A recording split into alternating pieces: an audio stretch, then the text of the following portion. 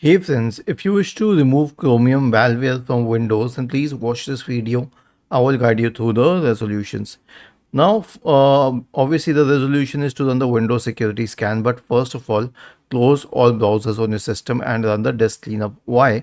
Because a lot of Chromium files will remain in the temporary folders even if you try to run the security scan.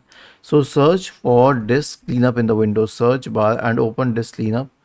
Click on OK. Check all of these files here. Click on OK once again and click on delete files.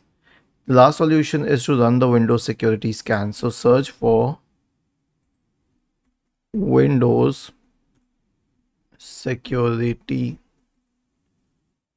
and open Windows security and then go to virus and threat protection, select scan options, select full scan, scroll down and click on scan now. Was this helpful?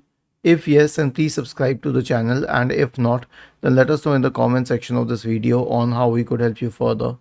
Thank you for watching this video and have a nice day.